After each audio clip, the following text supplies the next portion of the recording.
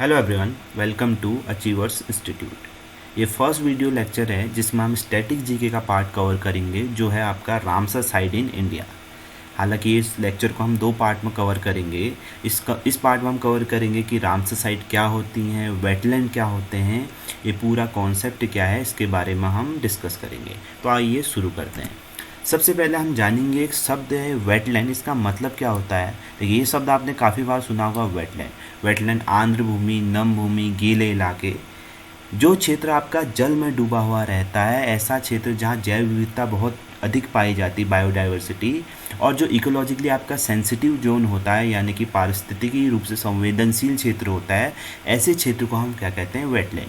अब ये इसलिए ज़रूरी होता है क्योंकि यहाँ काफ़ी ज़्यादा पक्षी पाए जाते हैं, माइग्रेंट बर्ड होते हैं, जो काफ़ी ज़्यादा प्रवासी पक्षी होते हैं, काफ़ी ज़्यादा आते हैं, और ये कार्बन सिंक का भी हमारे वहाँ काम करते हैं, कार्बन को एब्जॉर्ब भी करते हैं।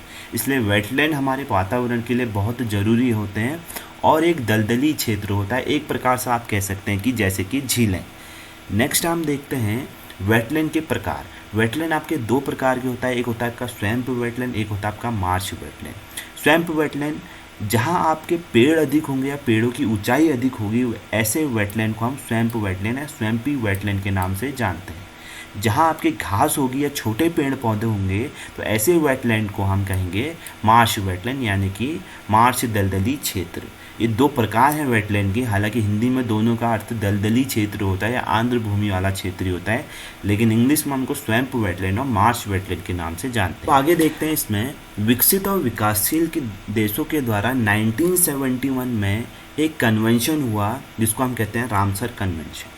इसके तहत ये कहा गया कि जो दुनिया भर के जितने भी वेटलैंड हैं, आर्द्र भूमि वाले क्षेत्र हैं, अगर किसी भी क्षेत्र को वेटलैंड ऑफ इंटरनेशनल इम्पोर्टेंस का दर्जा दे दिया जाता है, तो उसका मतलब उसको क्या करा जा सकता है कि वो क्या हो गया, रामसर साइट उसको घोषित कर दिया जाता है। जैसे कि आपकी वर्ल्ड हेरिटेज साइट घोषित की जाती है, उसी तरीके से यहाँ भी होता है। हर साल हर कंट्री अपने अपने नॉमिनेशन यहाँ भेजती है, और ये कमेटी अलग अलग क्राइटेरिया पर डिसाइड करती है कि किस साइट को वेटलैंड ऑफ इंटरनेशनल इम्पोर्टेंस का दर्जा दिया जाना चाहिए और किसको नहीं दिया जाना चाहिए।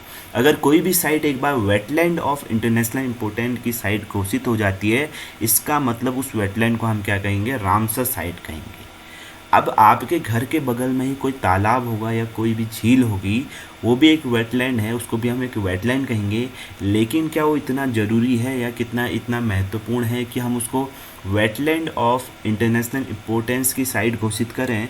अगर वो कंट्री या वो ये कन्वेंशन के तहत उसको, अगर कंट्री उसको नॉमिनेट करती है और बोलती है, ये जो कन्वेंशन है इसके तहत बोला जाता है कि इस वेटलैंड को इंटरनेशनल इम्पोर्टेंस की साइट घोषित कर दिया जाता है, यानी कि उसको क्या घोषित कर दिया गया, रामसर साइट घोषित कर दिया गया। अब इसमें हम आगे देखेंगे 2 फरवरी जो ये मीटिंग हुई थी, 2 फरवरी 1971 को हुई थी, इसलिए हम 2 फरवरी को वर्ल्ड वेटलैंड डे यानी कि विश्व वेटलैंड दिवस के रूप में मनाते हैं। हालांकि ये दिवस हमने मनाना शुरू किया था 1997 से, लेकिन ये जो मीटिंग हुई थी वो 2 फरवरी 1971 को हुई थी, लेकिन ये दिवस जो हमने मनाना शुरू किया, ये 1997 से मनाना शुरू किया। नेक्स्ट देखते हैं ये हमारे लिए ज़रूरी क्यों है। देखिए, जो वेटलैंड होते हैं या जो झीलें होती हैं, हमारे देश में लाखों या पूरी दुनिया भर में लाखों करोड़ों लोगों को रोज़गार प्रदान करती है। झीलें होगी तो पर्यटन का विकास होगा, पर्यटन का विकास होगा तो वहाँ लोगों को रोज़गार प्रदान होगा, और रोज़गार प्रदान होगा, मछली उत्पादन होगा, मछली पालन होगा। इस तरीके से काफ़ी ज़्यादा यहाँ क्या होता है, लोगों को रोज़गार प्रदान होता है। अब ये आजकल खतरे में क्यों है? मेन कारण आपको पता है कि पॉल्यूशन, दूसरा शहरीकरण, औद्योगिकीकरण, इनके कारण ये खतरे में। अगर कोई भी व्यक्ति, अगर कोई झील है, अगर वो सूख जाती है, तो वहाँ पर लोग मिट्टी डाल के घर बना देते हैं। अब वो झील रही नहीं, जो प्रवासी पक्षी थे वो आएंगे नहीं, या जो माइग्रेंट बर्ड थे वहाँ आएंगे नहीं, तो वो झील नष्ट होगी। तो इसलिए हमारा इकोलॉजिकल जो सिस्टम होता है वो ख़राब होता है, इसके कारण ये खतरे में। इसीलिए इनको कंजर्व्ड किया गया रामसर कन्वेंशन के तहत। जो हमारी चिल्का झील है, इसको आपका देश में रामसर संरक्षण अवार्ड की उससे सम्मानित किया जा चुका है विश्व स्तर पर। और जो भोपाल झील है उसका अंतर्राष्ट्रीय स्तर पर भी प्रशंसा हुई है कि इसमें जो संरक्षण का कार्य हुआ है इसके लिए इसकी प्रशंसा हुई है। अब हम इसमें आगे देखेंगे कि टोटल जो 37 साइट है इंडिया की रामसर साइट हैं। वैसे तो आपकी फरवरी 2020 तक इसमें आपकी साइट्स थी 27, लेकिन फरवरी 2020 में 10 और ऐड हो गई हैं, तो हमारी टोटल अभी जो साइट्स हो गई हैं वो हो गई हैं आपकी 37 साइट। तो हम स्टेट वाइज इनको पढ़ेंगे कि कौन सी स्टेट में कितनी साइट्स हैं। तो सबसे पहले हम शुरू करते हैं उत्तर प्रदेश से। उत्तर प्रदेश में पहला आपका नवाबगंज पक्षी अभ्यारण्य, ये उन्नाव में पड़ता है यूपी के, और यहाँ ये प्रवासी पक्षियों के लिए काफ़ी फेमस है। साइबेरिया से यहाँ काफ़ी ज़्यादा पक्षी आते हैं। नेक्स्ट है आपका पार्वती अर्गा या पार्वती अर्ग भी कहते हैं इसको, पक्षी अभ्यारण्य, ये आपका यूपी में ही पड़ता है। और ये आपका गोखुर झील है, ठीक है ना। गोखुर मतलब आप समझ सकते हैं ओक्स बोलेक कहते हैं। जिन झीलों का निर्माण नदियों के द्वारा होता है उसको हम कहते हैं ओक्स बोलेक, यानी कि हम गोखुर झील कहते हैं। तो ये गोखुर जिला और रामसर साइट के अंतर्गत आती है। नेक्स्ट है आपका समन बर्ड सेंचुरी, ये भी यूपी में पड़ती है। उसके बाद आपका समरपुर बर्ड सेंचुरी, ये रायबरेली में पड़ती है यूपी के, और ये भी आपकी फेमस है। नेक्स्ट आता है आपका सैंडी बर्ड सेंचुरी।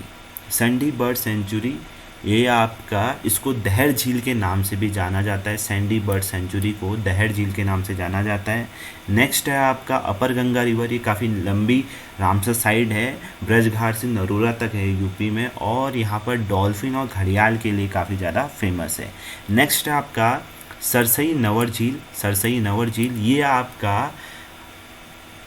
ये आपका इटावा में पड़ती है यूपी के, और ये सारस जो पक्षी होता है, सबसे बड़ा पक्षी जो उड़ सकता है, उसके लिए काफ़ी फेमस है, और ये रामसर साइट के अंतर्गत आती है। नेक्स्ट स्टेट है वो है आपका जम्मू एंड कश्मीर।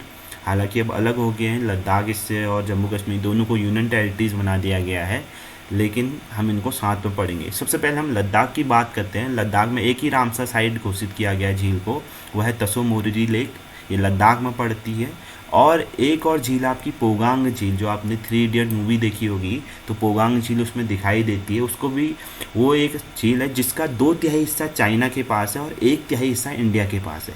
उसको रामसर साइट के अंतर्गत नहीं आती, लेकिन 2 झीलें हैं लद्दाख में, और इसमें से एक जो झील है तसो मोरिरी, इसको आपका रामसर साइट घोषित किया जा चुका है। दूसरा आपका जम्मू कश्मीर में हुकारा वेटलैंड, और तीसरा आपका वुलर झील। वुलर झील आप पता है भारत के मीठे पानी की सबसे बड़ी झील है वुलर झील, और ये आपका झेलम नदी के द्वारा बनती है, और ये भी एक ओक्स बोलेक है, यानी कि गोखुर झील है, जिसका निर्माण किस नदी के द्वारा होता है, झेलम नदी के द्वारा होता है। नेक्स्ट आता है आपका हिमाचल प्रदेश। हिमाचल प्रदेश में चंद्रताल पहला। जब हम लेक्स पढ़ेंगे उसमें इसको और डिटेल में पढ़ेंगे, अभी इतना ही इसमें थोड़ा बहुत जितना भी है इंपॉर्टेंट मैं बताते जा रहा हूँ। आगे इसमें देखेंगे पोंग डैम झील। पोंग डैम झील आपका पड़ता है हिमाचल प्रदेश में, और इसी के बगल में आपका पोंग डैम यानी कि परशुराम जी का मंदिर है। कहा जाता है कि इसी झील के किनारे पर जो मंदिर है वहीं आपका परशुराम जी का जन्म हुआ था, जो विष्णु के 6ठे अवतार थे। नेक्स्ट आता है आपका रेणुका झील, ये भी आपका कहाँ पड़ता है, हिमाचल प्रदेश में। नेक्स्ट हम बात करेंगे स्टेट की, वो है उड़ीसा। उड़ीसा में पहला है आपकी भारत की खारे पानी की सबसे बड़ी झील, वो है आपकी चिल्का झील, जो कहाँ पड़ता है आपका उड़ीसा में, महानदी पर स्थित है, और एक रामसर साइट है, और जिसको रामसर संरक्षण अवार्ड से भी सम्मानित किया जा चुका है। भारत की खारे पानी की सबसे बड़ी झील है ये। भारत का सबसे ज़्यादा खारे पानी वाली झील वो कहेंगे तो सांबर झील होगी, दोनों में अंतर है। सबसे बड़ी या सबसे बड़ी कहेंगे या सबसे बड़ी खारे पानी वाली झील कहेंगे, वो तो चिल्का झील होगी। और अगर हम बात करें कि सबसे ज़्यादा जिसका पानी खारा है, वो आपकी है सांबर झील, जो राजस्थान में पड़ती है। भारत की सबसे मीठे पानी की झील वो वुलर झील, जो हमने बता दिया है।